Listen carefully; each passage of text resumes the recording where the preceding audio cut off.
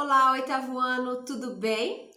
Na aula de hoje, nós vamos estudar a radiciação e a sua operação inversa, que é a potenciação.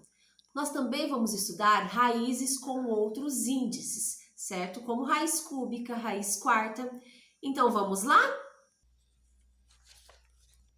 Pessoal, abram lá na página 106 do livro de vocês e ali está a radiciação como operação inversa. Qual é a operação inversa à radiciação? Então, a operação inversa da radiciação seria a potenciação. Vamos lá. Nós temos aqui a raiz quadrada de 9 é 3. Por quê? Porque 3 ao quadrado é 9. A raiz quadrada de 16 é 4, pois 4 ao quadrado é 16. Vejam que aqui eu tenho uma potenciação e aqui eu tenho uma radiciação. Por isso mesmo, nós estamos retomando esse conteúdo, pois a radiciação é a operação inversa da potenciação. Então, agora nós vamos ampliar e aprofundar essa ideia para outros expoentes. Então, vamos lá para 5 ao cubo é igual a x. Qual é o valor de x? Bom, como eu tenho a minha base 5 e o meu expoente 3, eu vou fazer a minha base 3 fatores de 5, certo? 5 que multiplica 5 é 25. E 25 que multiplica 5, então nós temos 125. Então, o meu valor de x. Bom, se eu tenho aqui y ao cubo igual a 125... basta a gente pensar que na operação inversa, que número que elevado ao cubo resulta em 125? Vamos lá, nós temos então que basta nós passarmos aqui o nosso expoente como índice para a outra raiz, para o outro lado da raiz. Então, qual é a raiz cúbica de 125? Raiz cúbica de 125 é 5, pois 5 elevado ao cubo seria 125. Bom, vamos agora falar um pouquinho dessa raiz cúbica que nós estamos, aprendendo. Então, raiz cúbica ou cubo diz muito sobre o volume. Nesse caso, eu tenho um exemplo de um cubo, onde as arestas são todas iguais, o mesmo número. E esse volume, ele é 64 centímetros cúbicos. Qual é o número? Vamos pensar então, oitavo ano. Qual é o número que elevado ao cubo resulta em 64? Vamos pensar.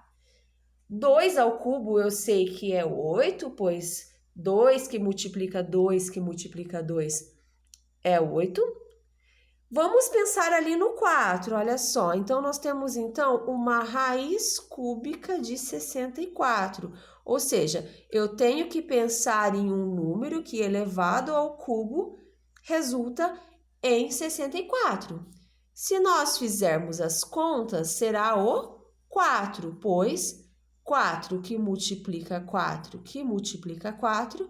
é igual a 64. Logo, a raiz cúbica de 64 será 4. Nós também vamos estudar raízes com outros índices.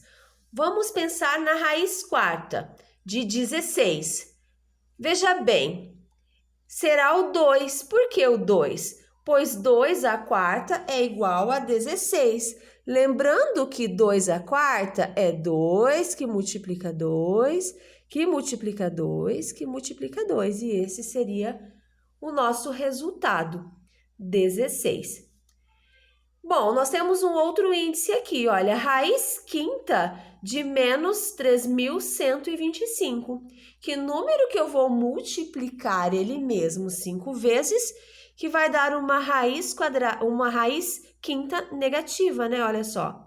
Muitos podem perguntar assim, professora, mas não existe raiz quadrada negativa. Realmente, raiz quadrada negativa não existe. Mas no caso da raiz quinta, existe sim. Olha aqui. Então, aqui nós temos o menos 5. Por quê? Porque menos 5 que multiplica menos 5, que multiplica menos 5. E nós vamos fazer esse processo aqui 5 vezes, é igual a menos 3.125.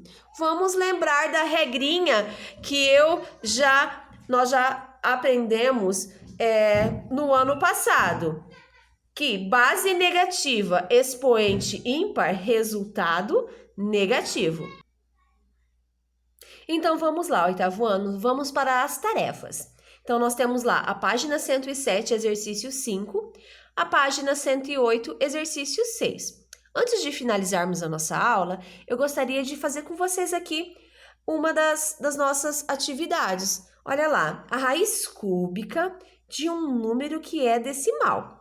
Eu já ensinei a vocês que nós devemos transformar esse número decimal em uma fração. Então, nós podemos andar a casa aqui, a vírgula, 3 casas, e dividir por 1000. Aí, pessoal, nós temos que ver qual que é a raiz cúbica de 216. Que número que eu multiplico por ele mesmo 3 vezes, que resulta em 216. Se eu fizer a conta, vai dar 6. Porque 6 que multiplica 6, vai dar 216. E que número que eu multiplico ele mesmo 3 vezes que dá 1000? No caso, seria o meu 10, né? E aqui, 6 dividido por 10, nós temos 0,6.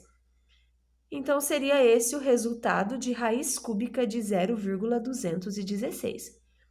Pessoal, é isso. Bons estudos e até mais. Se cuidem!